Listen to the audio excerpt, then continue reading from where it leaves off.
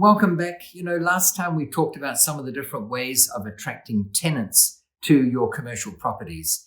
And we've had a lot of feedback on that, and thank you all for the comments. And there's obviously a lot of enthusiasm around the subject.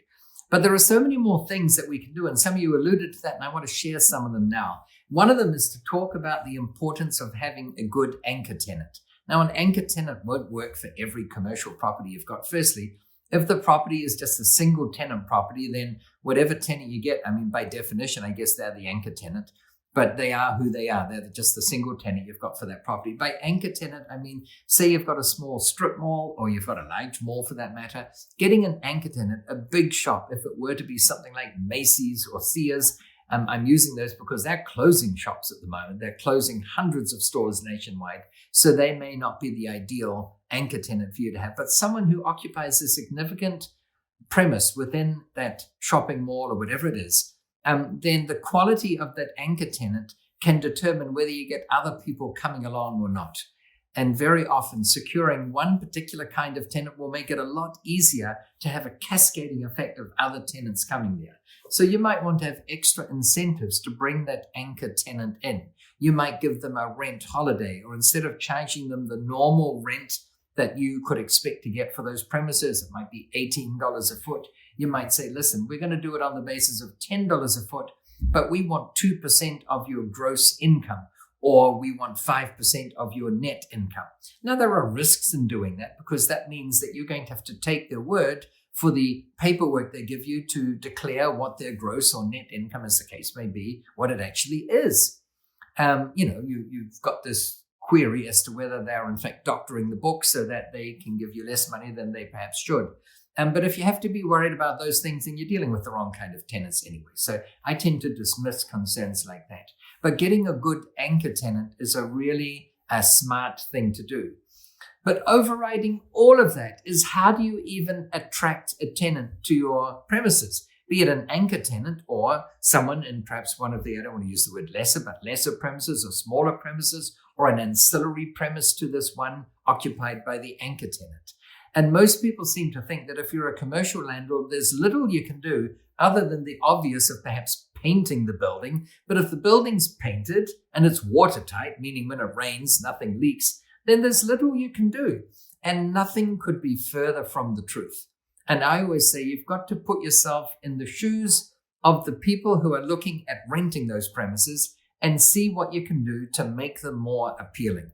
And I've got some ideas that I want to share with you. And I know that they're harebrained, wacky ideas. And none of these ideas, in all probability, can be applied to every commercial property I've got or have come across, or that you might have. But if you can only apply one of these ideas once in your lifetime on one of your commercial properties, then it's still worth figuring out and listening to and figuring out your own personal variation on it.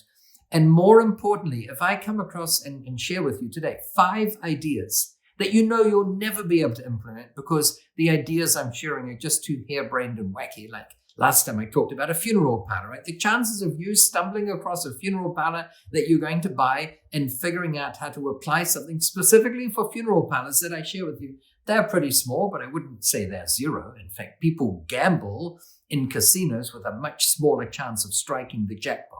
So it's not a complete waste of time. But here's my point. If we go through 5 different mechanisms that, even though we all know that in all probability you'll never get to use them, the fact that you're thinking of them will make your mind more creative, so that when you have your own commercial piece of real estate that might be unique in its own specific, unique way, then you'll have the mechanism, the training, the mind power to figure out a wacky, out of the box, out of left field methodology for attracting a tenant to that one that you may not have thought about if you hadn't heard about my wacky funeral parlor idea or my wacky aircraft hangar idea or whatever.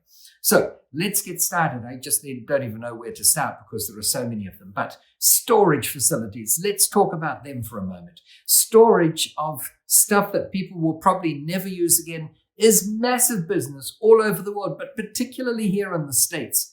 And for a long time, American houses, like American cars and everything else, seemed really big. When you came from overseas to visit the States, as I did first, a long time ago now, in the 70s and the 80s, and we were used to cars of the sorts we had in Europe or down under in Australia and New Zealand, and you first come to America and you see these big elongated, we used to call them American sleighs. They seem so spacious and vast. And of course, things have changed. Overseas, cars have probably gotten a bit bigger. And here, cars, I'm pretty sure to say that on average, they've gotten a bit smaller.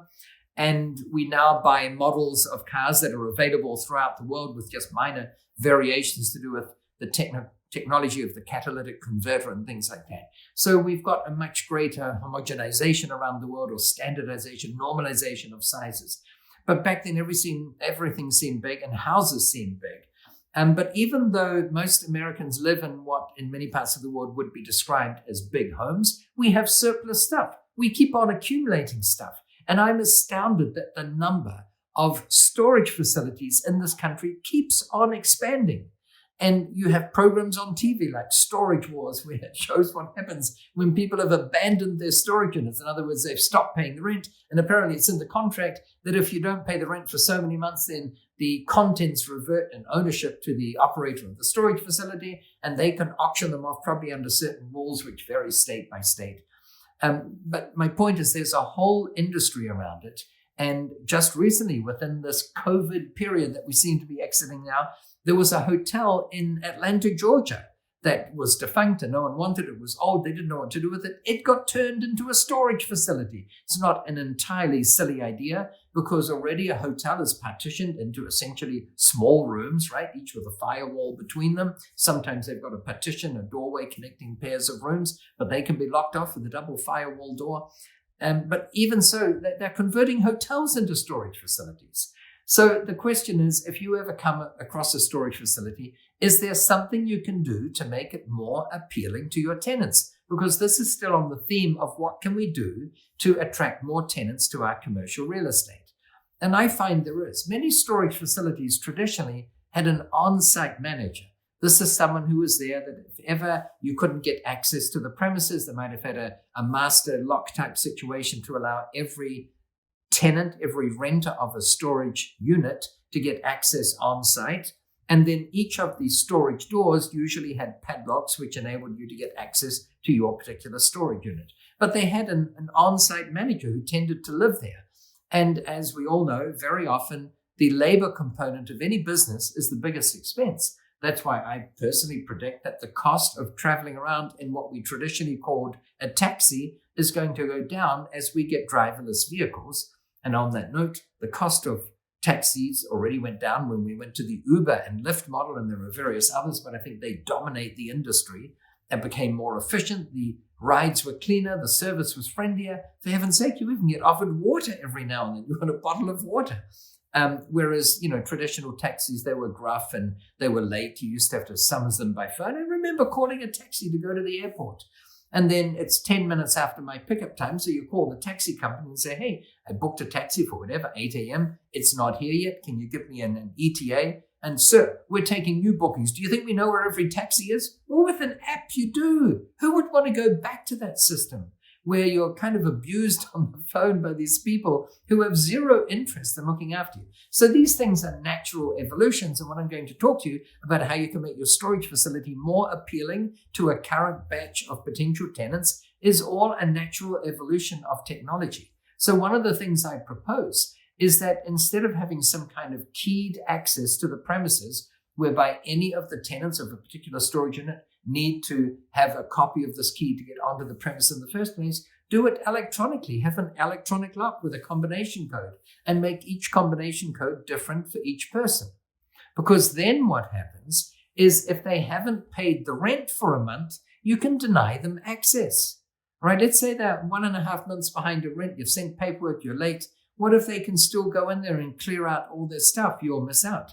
So we have them whereby we have electronic access. If their credit card didn't clear for that month's payment, then their code no longer works. And it's quite hilarious when you get the call. I don't personally get them anymore, but I used to, where they say, your stupid system's not working. I can't get in. And I'll say, well, let me look it up. Oh, that's all right. That's because your credit card didn't clear. You didn't give us the updated details. Well, I don't want this stinking unit anymore. You say, well, that's okay. If you bring your rent up to date current, you have to give 30 days notice. So if you like, we can note here that you don't want to renew for next month. But if you bring it up to date for the current month, then your code will work again. I can't override it manually anyway. Your code will work and you'll be able to get your stuff. And they usually curse a bit and complain, but they do it. So it serves two purposes. One is that people never lose their keys. And by the way, if you have keyed access and someone genuinely loses their key and someone else finds it, they now potentially have access to those premises. It makes it less safe for everyone, including you. Whereas when it's done electronically, you'll never have the situation where they lose their keys. So that is one thing. Does it cost a lot to put an electronic system in? Yeah, there's an initial cost, $10,000, $20,000, depending on the size of it. But the cost of these things, as in everything electronic, is plummeting as time goes on, and it gets more efficient and you can manage it from anywhere in the world. It's kind of a cool thing to do. And talking about technology, it's not even new technology. It's like 30 years old now, but so many people are so far behind that they don't realize this works. You can buy an IP camera now, an internet protocol camera. This is a camera that doesn't record onto film. That's really old school. And it doesn't record onto a memory card, like an SD card or something, but it's connected through an Ethernet cable, sometimes Wi-Fi. It's connected through Ethernet to your router, and you can tunnel into that camera if you're on the premises, from anywhere in the premises. But if you're outside, you can tunnel in. You need to do what's called port forwarding and a few things like that. But you can get access to that camera from anywhere in the world. Now, not only can you get access, but you could give access to other people. So you can buy these cameras now, on eBay. They're $10, $20. You can buy them brand new, depending on the brand, for not much, way under $100. And if you just have one internet connection to the entire storage facility, let's say you've got 100 storage units there, you only need one internet connection. And then what I do is I put IP cameras inside every unit. Now, you might say, why do you want to do this? Well, firstly, it gives your clients a visible indication that no one else is going into their unit. You're fully transparent. They can see that because you give them access to the camera in their particular unit, right? They're all username and password protected. And so every client has access to their own personal camera inside their unit. And it doesn't happen very often, but every now and then one of the couple will say, honey, did we have that old bed that we got from Martha's bedroom? Did we put it in storage? Well, I don't know. Well, can you drive down there to have a look? Well, let's look it up. And they'll look on the camera and say, oh, yeah, there it is. It's against the wall. Oh, that's right. That's exactly where we put it. Whatever. So they'll be able to see what's there. Even if they don't use it, the fact that you offer this is seen as an added benefit. And very often you can get an extra $10 a month easily for that unit when it has an IP camera. Or you've installed them in every unit, but you say for an extra $15 a month, I'll give you access to that camera. Or $10 or $20, whatever you want to do, whatever the market, is happy with. And the point is you will soon get the cost of that internet connection and all those cameras back. People love that sort of thing. So they're just two ideas on something as dull and boring and stodgy as a storage facility. Having electronic locks to gain access to the premises, that doubles up as a way of making sure they pay. And the other one is having cameras so that they've got, camera access. And you can also program them, of course, if you wanted to, such that every time a light comes on or a door opens or whatever, that it sends a photo and a little notification to the tenant in that particular unit. And that way, if, dad rents the unit, but he's got his 3 kids or cousins, whatever, they have access, he'll get notified whenever anyone goes and puts something there or takes it away. That's kind of a cool feature. Now, if you think there's not much use for that, hold that thought. Because at one stage, I built aircraft hangars. Now, hangars are buildings that are not particularly sophisticated. I can explain to you in the next minute exactly how you construct a hangar. It is a concrete slab. It's pretty easy to do. You probably want some reinforcing rebar, whatever it's called, on the ground, but then you have the boxing around it. You pour the concrete in, you wait for it to get hard, you get rid of the boxing, and there you've got your pad. And then you have walls. Now, they have to be sufficiently strong so that in whatever winds you expect in that area, they can withstand the force of the wind so that the walls of the hangar don't fall down onto the expensive airplanes inside, or parts of the wall, corrugated iron or whatever, gets ripped off and it scratches the side of the plane. You don't want that. So the walls need to be reasonably robust, but you don't have a series of windows on different levels. They're pretty rudimentary. In the front, we want 2 big doors that can open up so that the plane can get out. And usually out the back, there's a single door for people to get in and out. That's almost as simple as they are. They are not sophisticated buildings to build. And I built these at an airport in Australia called Jandakot. Most of you have probably never heard of it. You would probably think, if I'd said Sydney or Brisbane or Melbourne, you might have heard of it. Jandakot is in fact the busiest airport in Australia. It sounds remarkable.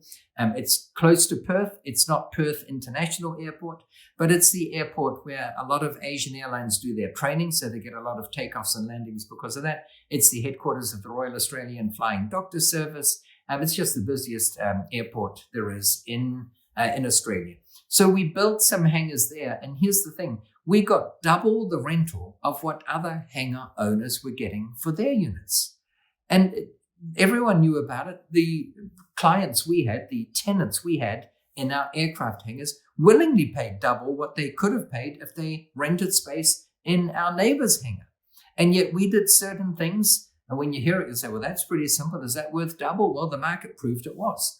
And here's the thing. We simply put IP cameras in these hangars. Now, when you think about it, unlike a storage facility where they store, Martha's old bed, in aircraft hangars, you tend not to store old beds or tax records that you have to keep for 10 years to conform to whatever rule. No, you tend to keep airplanes in there, airplanes that might be worth millions of dollars, a Gulfstream 550 or a Global Explorer 1550, $8 million, $12, $20 million. So the owners of the goods stored in these storage facilities called aircraft hangars, they have a vested interest in knowing that their little babies are looked after well. So again, we'd put IP cameras in there. This time they'd have what's called the PCT function. It would be zoom, tilt, and pan. So tilt, you can go up and down. Pan, you go around. Zoom, you can go in and out. And then next to the camera, we'd have a thermometer, a barometer, and a hydrometer so that they can check the temperature, the air pressure, and the humidity level. Because humidity is important for an airplane. When it's sunny, especially in places like the Arizona desert, does the temperature go sky high? If it's a metal cased hangar, you don't want the temperature to go to 150 Fahrenheit or whatever, 55, 60 degrees Celsius. That's not good for a plane. So they could pan and look at those three indicators. Again, the cameras would be programmed so that if the hangar doors opened or if a light came on or if they detected movement of people, let alone the plane, it would send them photos. They could tunnel in, they could watch in real time, or it would capture videos of any movement. Just having that ability for someone who owns a $15 million plane, do you think they care if they're paying $2,000 a month instead of $1,000 a month? Of course not. The difference in rental fee for them relative to the cost of keeping that airplane, it's not just the $15 million outlay, it's property finance. It's the cost of having a pilot on standby all the time. It's the cost of having other aircrew if it's a big enough plane and they have other staff who travel with them. The extra cost of your hangar fee is trivial.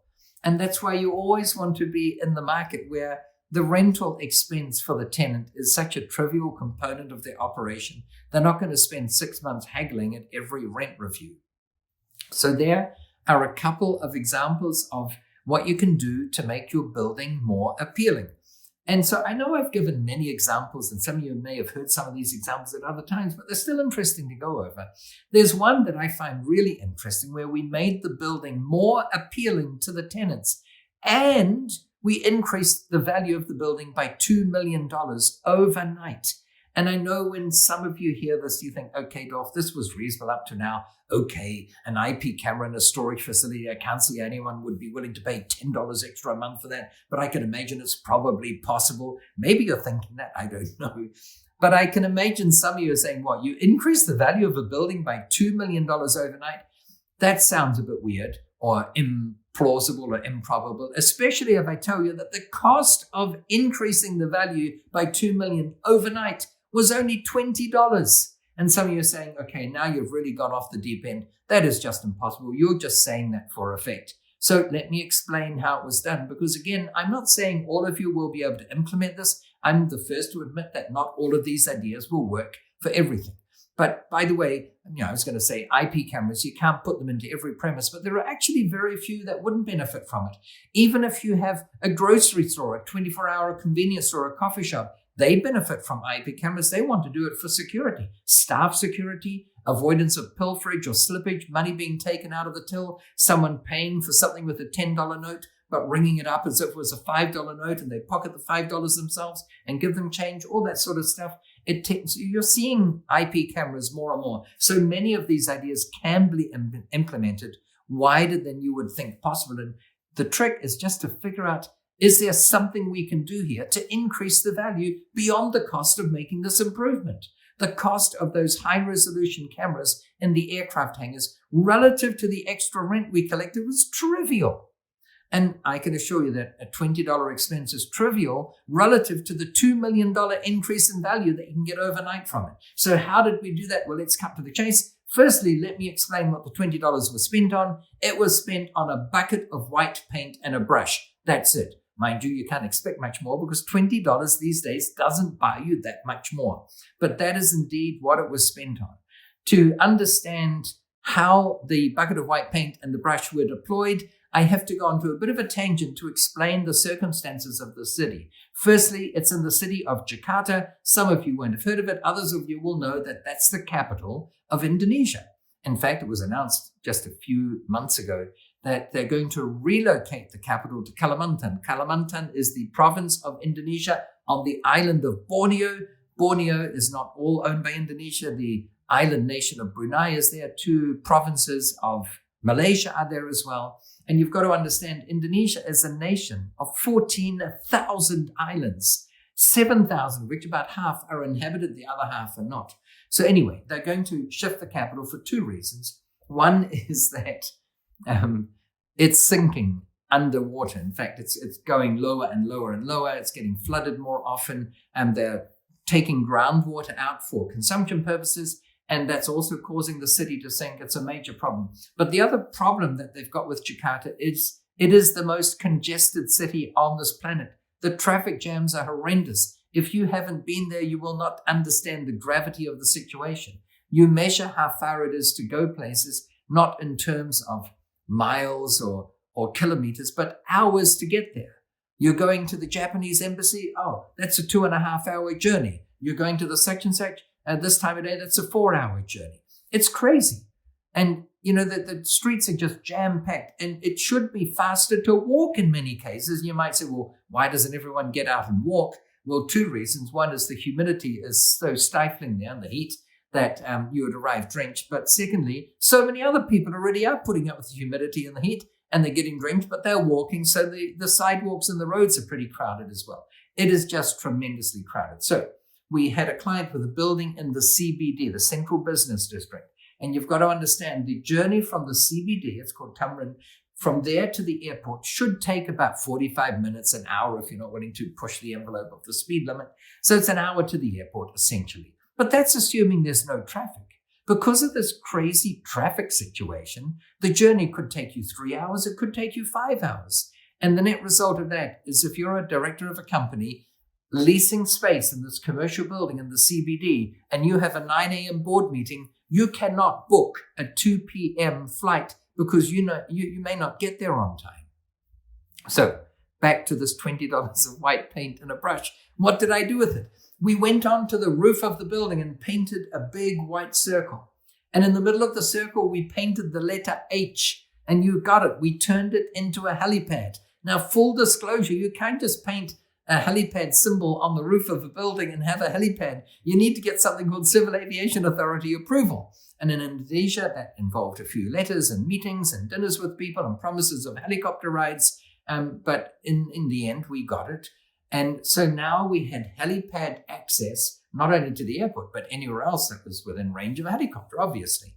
And so the journey to the airport was about 15 minutes. And here's the interesting thing, about half the tenants thought they could possibly make use of the service, and they were happy with an increase in rent. And, the local currency in Indonesia is rupiah, and right now it's about 14,500 rupiah to the dollar, which makes everyone a billionaire in Indonesia, but it doesn't really mean much. And they measure things in square meters usually because they're metric. But when you convert that to US dollars per square foot, the existing rental was about $14 a foot.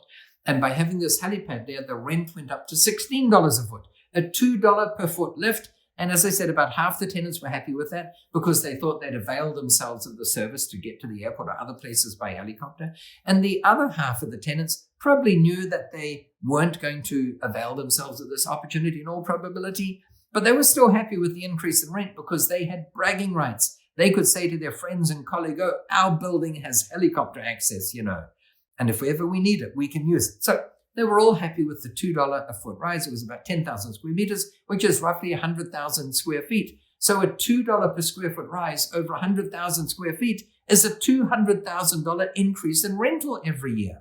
And if you increase the rent by $200,000, to find out the value of that, you divide it by the cap rate. Prevailing cap rates at the time were around 10%. $200,000 divided by 10%, boom, is a $2 million lift in value. And that's exactly what happened. And this is where you can increase the value of something to you, the value of the building. You can increase your cash flow, in this case by $200,000. And at the same time, you increase the tenant appreciation. I don't see who the loser is in this scenario, other than the neighbors, perhaps the tenants of the neighboring properties who every now and then had to put up with the noise of a helicopter landing on what for them was the building next door. But for many of them, it was a pretty exciting thing anyway. And they knew that in all probability, if ever there was going to be a medical evacuation, they could probably call the building next door and say, hey, we've got someone who needs a helicopter. Can we use your building? And they would have said yes. It's just no one really complained about it. Sometimes you can do things where everyone is a winner. And that's one of the things I love about real estate, is that you're not doing something for your benefit at the expense of someone else. All that you're doing is creating something for which there is demand. All right, so to close off, because again, we're rapidly running out of time, let me give you one more example. Let's say that you and I own a warehouse, and it's an ugly warehouse, and it's been vacant for 2 years, and it's in a sea of similarly ugly and vacant warehouses. And I've been brought onto the picture. I got a partnership in this deal or whatever. We just bought it. Doesn't matter. But we've got a vacant warehouse in a sea of similar vacant warehouses. Are we going to cry into our soup every night and say, man, we've got a vacant warehouse? Or are we going to be proactive and do something about it to get a tenant? Well, my claim is let's do something proactively. So the first question I would ask is, who's going to decide whether to lease this building? Is it going to be the coffee or tea man or woman who's going to make coffee and tea at morning tea and afternoon tea? The answer is no. Is it going to be the CEO of the company at the head office in New York or Paris or Vienna or Toronto? No. It's going to be the manager who's going to manage that warehouse. So this manager has already been assigned the task of finding a suitable warehouse for the company. In fact, find us the most suitable one at the best price. So we've got to appeal to this manager. And I don't know what you would do, or maybe you can't think of anything that you would do.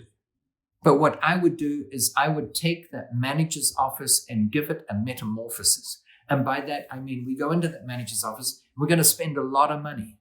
We're going to spend $1 million cents. In other words, $10,000. We're not going to spend more than $10,000. In fact, with the dropping of prices of the things I'm going to talk about, it's becoming cheaper and cheaper to do this. But one of the things we're going to do is we're going to get rid of the linoleum, the lino on the floor. We're going to put commercial grade carpet in. It's also going to make it quieter there. We're going to get rid of the single glazed or single pane windows and replace them not with double pane windows, but with triple pane windows. That'll keep the noise out. It's an industrial area, and the heat out in the summer and the cold out in the winter. We're going to replace the fluorescent light bulbs with LED bulbs. We're going to replace the locks with electronic locks so that he can never lose his keys. We're going to put a 60-inch LCD screen in there, and we're going to tell him it's good for corporate training videos. And we all know that no one's going to watch corporate training videos on that thing, but we've given him a good line that he can use to explain to the boss in New York or Paris or wherever why he rented our place from us. And we're going to put a coffee machine in there and have coffee brewing in case he likes the smell of coffee. And we're going to put a bar fridge in there, supposedly for end-of-week celebratory drinks with all the stuff. And we're going to put IP cameras both inside the building and outside for security and monitoring staff and you name it. And we're going to do all of these things, contemporary furniture or classic furniture or whatever. We're going to do it up to the nines. And now our manager, he's already looked at 4 vacant, ugly warehouses this morning. And now he comes to our vacant, ugly warehouse. It's no better or worse than any other except for the manager's office. And when he comes to the manager's office and he opens the door and he puts his head in and he smells the scent of that coffee brewing and he sees the 60-inch screen and the carpet and the triple glazed windows, whether you like it or not, whether you think it's bribery and corruption or not, I don't think it is. I think it's just being better in the market. He's going to think to himself, holy smoke, if I choose to lease this property, this is where I will be for 40 hours a week for Lord knows how many weeks going forward. And he says, I'll take it. And he hasn't even asked the rent. And this is the sort of thing where you just have to be a bit more creative to figure out ways of attracting tenants to your premises that beats the pants of what anyone else is doing, and you will always have a full house. All right, so hopefully you've gotten a few ideas of inspiration out of this as to how you too can find tenants for properties that otherwise would go vacant. And this is what I love about commercial real estate. In residential, there's not much I can do to be better than the competition. A house is a house. People lease it or not. If a house is vacant, it's not because the color's wrong of the carpet or anything. It's just your rent's too high. Drop it by $100 a week or a month, you'll get a tenant. But with commercial, often what it takes is a bit of creativity. And I love the fact that the more creative you are, the more successful you can be in commercial real estate. We'll see you next time. And in the meantime, I want to wish you, as always, successful investing.